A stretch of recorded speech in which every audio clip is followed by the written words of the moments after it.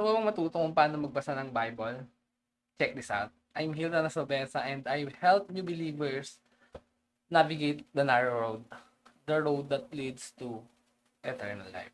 And kung bago ka pa lang sa channel ko, consider subscribing here. So before we share how to read the Bible, first let's talk about what the Bible is.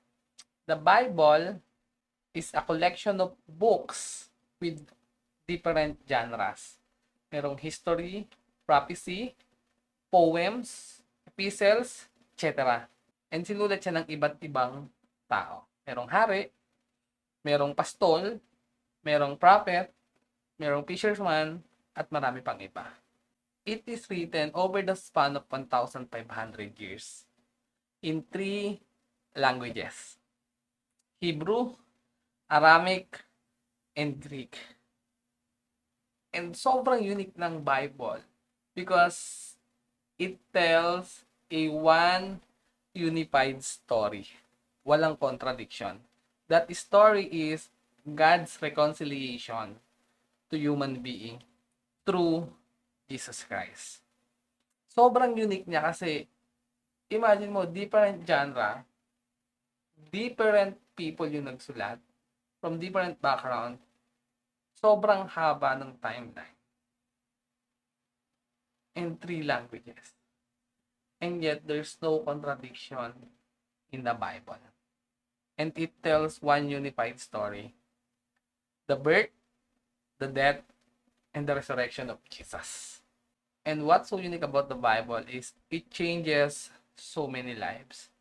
I see it in my own eyes. Madami na ako nakitang testimony na nabago yung buhay because of the Bible. Now, as Christians, bakit nga ba importante na basahin natin siya? Number one, because the Bible is the Word of God and it is the foundation of the Christian faith. Sabi nga sa 2 Timothy 3:16-17, all scripture is God-breathed and is useful for teaching, rebuking, correcting, and training in righteousness, so that the servant of God may be truly equipped for every good work. So, all of the scriptures is God-breathed. Yes, katulad ng sinasabi ko kanina, many different people from different background wrote it. But it is inspired by God. Kung hindi binigay ni God yung wisdom sa kanila, wala silang masusulat about that. So, sobrang unique niya. At the same time, sobrang powerful niya. Okay, and it is the foundation of our faith. If you want to grow deeper, if you want to learn more about Jesus, it is important for you to read the Bible. Second reason is God commanded us. Sabi sa Joshua 1:8, keep this book of the law always on your lips. Meditate on it day and night, so that you may be careful to do everything written in it. Then you will be prosperous and successful. So, kaya importante na binabasa natin yung Bible kasi si God mismo yung nagsabi sa atin na basahin natin yan. Keep it in your lips. Meditate on it day and night. And pangatlong reason is the Bible is the manual of life. Sabi sa Psalm 119:105, the word is a lamp for my feet and the light on my path. If you have experience unboxing a gadget, you know that after the gadget, meron siyang kasamang manual. And in that manual, doon nakasulat yung mga things na pwede mong gawin at hindi pwedeng gawin doon sa gadgets na yan. Imagine those very bright inventor, when they produce the products, they will always give the manual on how to use it.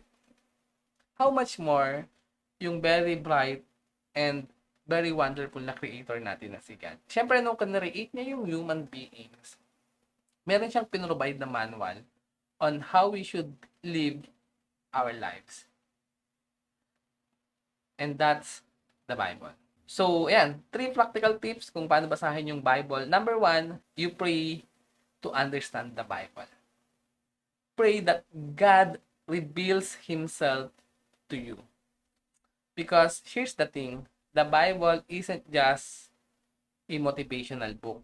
Hindi lang din siya self-help book. The Bible is a spiritual book. And for you to understand spiritual thing, you need to ask spiritual intervention. If you won't notice, before, ako personally before, nung hindi pa ako believer, I don't understand why people do certain things in the church. Why they are raising their hands while praise and worship, why they are believing in the Bible, and how they are understanding those things.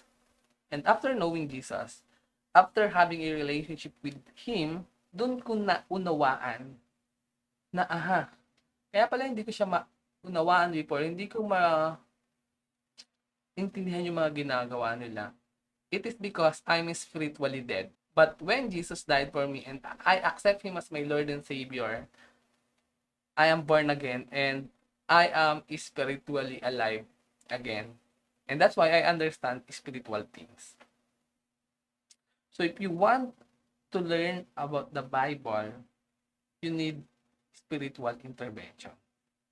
Number one thing is that you should do is to pray God that He reveal Himself to you. So second thing is read by context. Bakit? Kasi madaming mga tao ang nagbabasa ng Bible and they will took out a verse and they will give it their own interpretation. In reading and understanding the Bible, context is king.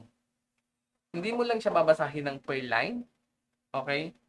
Babasahin mo siya as a one whole unified books with different books. For example, yung most misquoted verse in the Bible is Philippians 4:13. I can do all things through Christ who is strengthening me. I think that's it. And most of the people use that verse na parang magkakaroon sila ng superpower sa exam, sa sports, especially sa sports, di ba? But the real meaning of that verse, if you read it on context, is about contentment.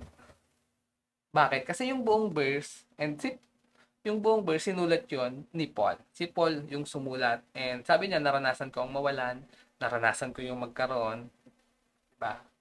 Ibig sabihin, and I can do all things through Christ who gives me strength. So, ibig sabihin, you don't read the Bible verse by verse, you read it per context. Ngayon nga, mas madali kasi yung merong section yung mga books nilalagyan nila ng title for you to have the context. So, you understand the context. You ask things like, sino sumulat, kailan sinulat, ano yung situation, ano yung culture, and then, you probably will get it. Kasi the Bible reveals itself. Siyempre, if you have spiritual intervention. And pangatlong things on how to read and understand your Bible is you join a discipleship group. Kaya ako natutong magbasa ng Bible because there's someone mentoring me. I have a discipleship group leader. And yung D-group leader ko na yun, kapag meron ako mga questions about the Bible, sa kanya ko inaas. Ano po yung meaning nito? Bakit ganito yung sinabi?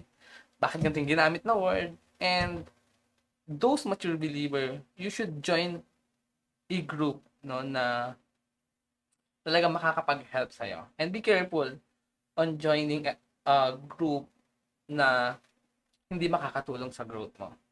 Okay? So, yun yung tatlong dapat mong gawin. Number one, you pray about it, you read it by context, and you join a discipleship group. If you don't know kung saan kang group makakahanap ng mga authentic or mga nag-aaral talaga ng Bible, you can join a discipleship group in CCF. That's where I go. Doon ako nag-church.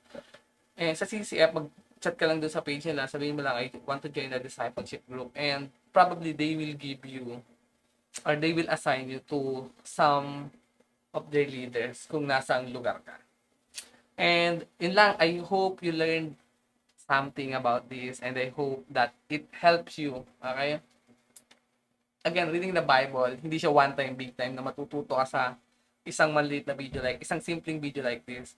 Reading the Bible and learning what God wants us to to do and God wants us to be is a lifetime journey.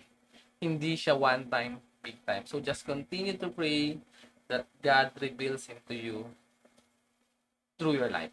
Okay, God bless and see you on the next video. Thank you so much for watching. Consider subscribing here again. Bye-bye.